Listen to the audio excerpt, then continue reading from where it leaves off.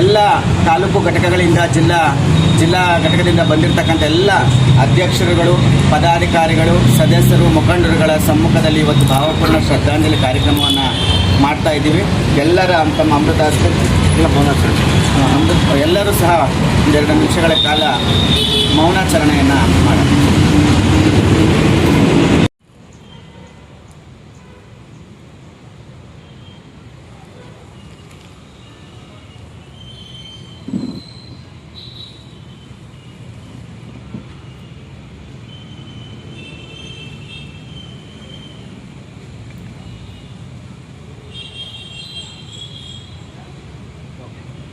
ಕಾರ್ಯನಿರತ ಪತ್ರಕರ್ತರ ಧ್ವನಿ ಜಿಲ್ಲಾ ಸಂಘಟನೆ ವತಿಯಿಂದ ನಮ್ಮ ಜಿಲ್ಲಾ ಪ್ರಧಾನ ಕಾರ್ಯದರ್ಶಿಗಳಾದಂತಹ ಡಾಕ್ಟರ್ ಮೋಹನ್ ಕುಮಾರ್ ಸರ್ ಅವರು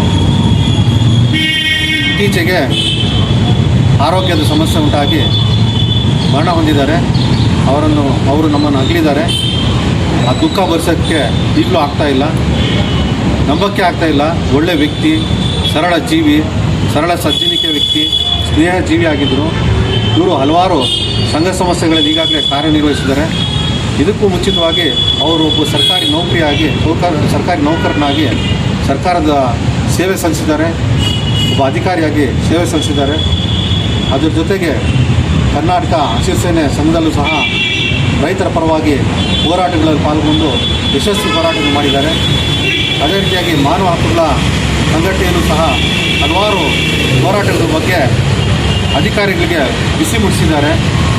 ಜನರಿಗೆ ನ್ಯಾಯ ಒದಗಿಸುವಂಥ ಕೆಲಸವನ್ನು ಮಾಡಿದ್ದಾರೆ.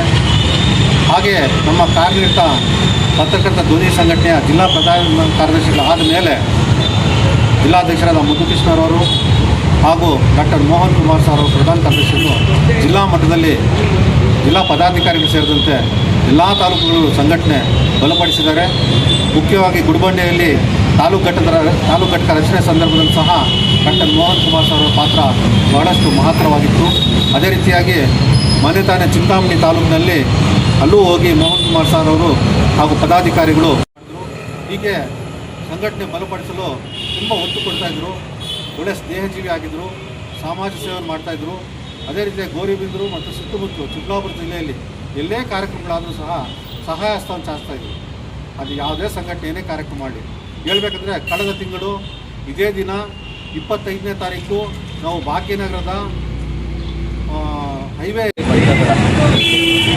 ನಮ್ಮ ಗುರುಗಳ ಥರನೇ ಇದ್ದು ಜಿಲ್ಲಾ ಘಟಕಕ್ಕೆ ಬೆನ್ನೆಲುಬಾಗಿ ನಿಂತಿದ್ದು ಅವ್ರನ್ನ ಭಾಳ ದುಃಖ ನೋವಾಗ್ತಾ ಇದೆ.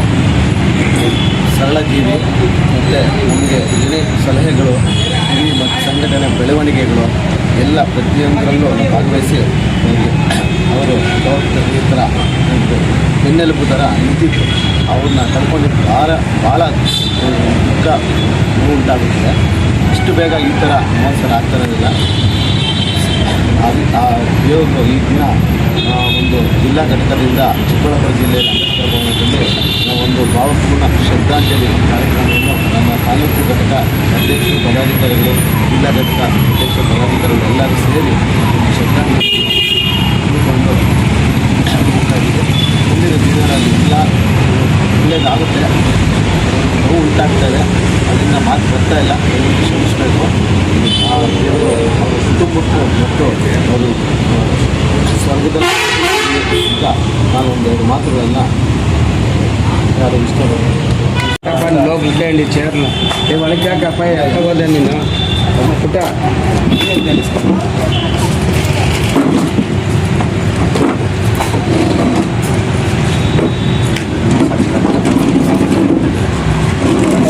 ಯಾರಿಗೆ ಮೊಬೈಲ್ ಇರೋ ಹುಡುಗಿಲ್ಲ ಎತ್ಕೊಂಡು ಪಟಪಟ್ಟು ಕಳಿಸ್ಬಿಡಿ ಬರ್ತದ ಫೋಟೋ ಈಗ